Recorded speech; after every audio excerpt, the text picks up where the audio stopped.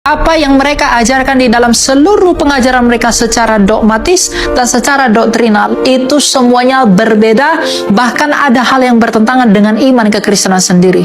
Iman kekristenan jauh lebih tua, 700 tahun ketika gereja itu didirikan oleh Tuhan Yesus Kristus sebelum kelahiran Islam. Jadi prinsip pengajaran kekristenan itu sangat berbeda, atau bahkan ada yang bertentangan dengan prinsip pengajaran Islam itu sendiri. Dan yang paling penting, di dalam teologi Islam, mereka mengakui bahwa Muhammad adalah nabi yang terakhir. Bagi kita orang Kristen, menurut prinsip Ibrani 1 ayat 1, 2, dan 3, dikatakan bahwa sejak dahulu Allah telah berbicara melalui para nabi, maka sekarang ia berbicara melalui firman-Nya, anaknya sendiri. Jadi ketika firman-Nya, anaknya sendiri sudah datang ke dunia ini untuk menyatakan dirinya, maka tidak dibutuhkan lagi nabi seperti di perjanjian lama.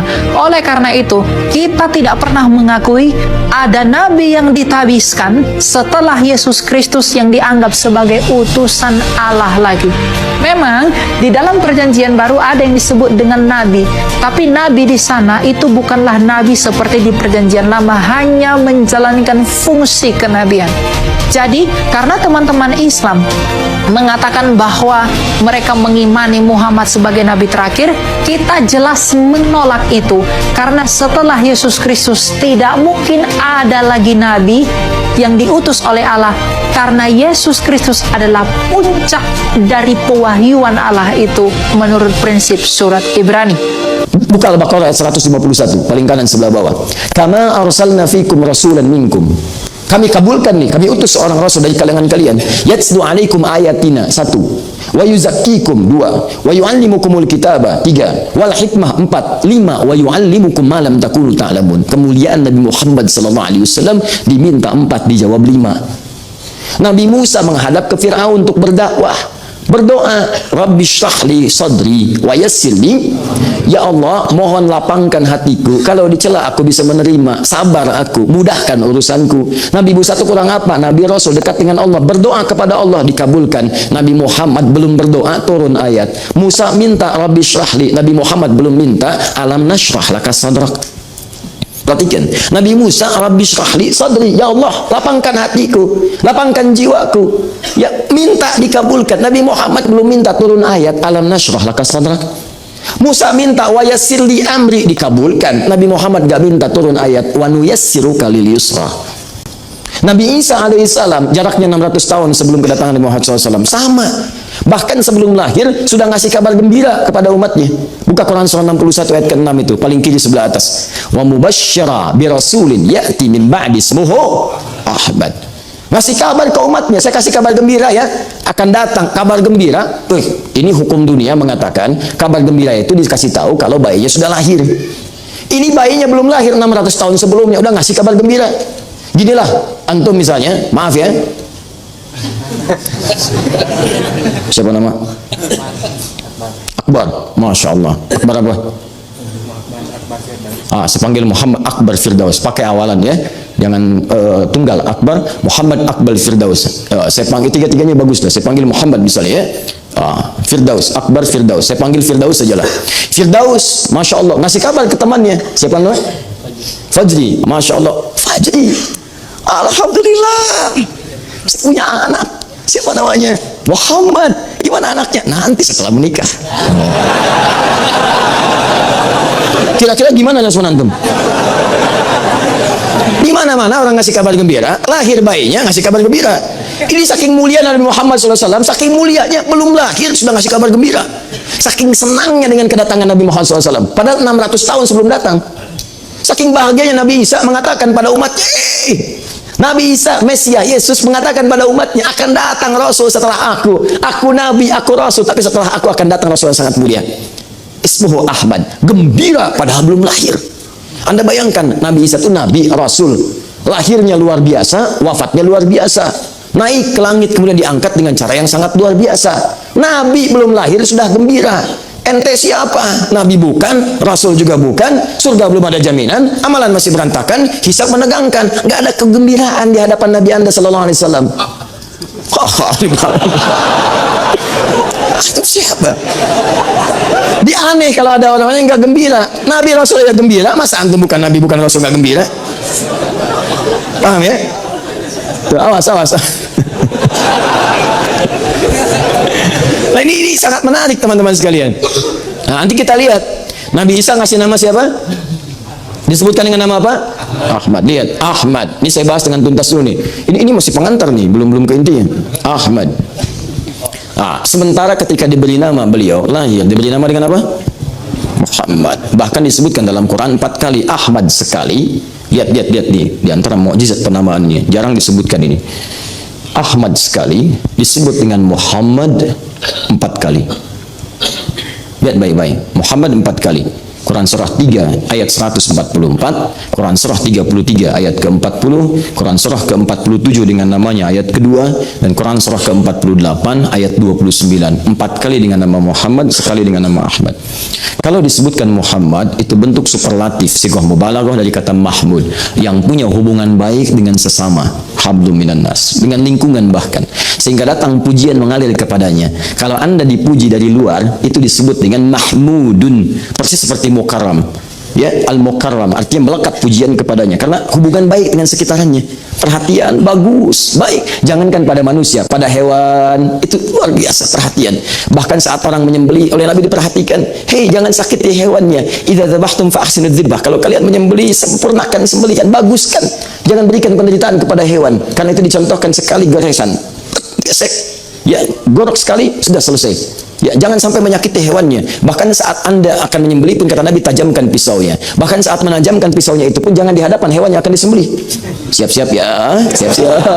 Sabar nanti ya, sabar. Kandidat selanjutnya, kandidat. Nah, itu pada tumbuhan, silakan cek pada tumbuhan. Bahkan dalam suasana perang, kata Nabi jangan rusak tanaman. Jangan rusak tanaman. Di mana ada peraturan peperangan, nggak boleh merusak sekitarannya. Di Islam itu indah. Dalam perang saja yang penuh dengan kecamuk, jangan rusak. Makanya heran kalau ada orang-orang tidak ada perang, dia nebangin pohon, dia gundulin hutan, nyebabin banjir, ya banjirnya banjir badang, banjir macam-macam dan sebagainya. Dosanya besar tuh. Dosanya besar. Dalam perang aja dilarang merusak tumbuhan. Ini nggak ada suasana perang, nebangin macam-macam sampai mengakibatkan musibah. Anda bisa bayangkan nggak? Dosanya besar. Nah, jadi ada hal-hal yang kelihatan kecil tapi dampaknya banyak. Itulah Muhammad. Kenapa disebut dengan Muhammad? Baiknya luar biasa. Nah, Nabi Isa itu punya sifat-sifat yang mirip-mirip sama dengan Nabi Muhammad. Apa sifatnya? Sama-sama punya ajaran kasih, punya ajaran sayang. Lewat dengan muridnya di samping sungai. Begitu lewat, muridnya mengatakan, "Guru, itu bangkai binatang itu bau sekali." Itu ada bangkai hewan yang dianggap haram kekinian, itu kemudian di situ ada bangkainya, bau, kata muridnya. Apa kata Nabi Isa? Coba lihat giginya, begitu putih dan bersih giginya. Kata muridnya, "Guru, kenapa engkau berkata seperti itu?" Jadi muridnya melihat, mencium baunya, Nabi Isa melihat putih bersihnya. Kata Nabi Isa, demikianlah manusia, dia hanya akan mengeluarkan apa yang ia fikirkan. Kalau pikirannya kotor, yang keluar yang kotornya. Kalau pikirannya bersih, maka yang keluar adalah kalimat kebersihannya. Saat orang lain memikirkan yang buruknya, Nabi Isa saking kasihnya memikirkan yang baiknya. Nabi Muhammad luar biasa. Jadi Nabi Isa luar biasa, punya dua sifat yang sama. Karena itulah ketika menyebutkan Nabi yang terakhir nanti, beliau menyebutkan bukan dengan nama Muhammad, karena saat itu banyak menduga Nabi Isa itu Nabi terakhir. Maka beliau kemudian sampaikan, saya bukan yang terakhir. Yang terakhir itu nanti yang paling hebat dibanding nabi-nabi sebelumnya. Dia punya sifat kedekatan dengan Allah jauh dari nabi-nabi sebelumnya.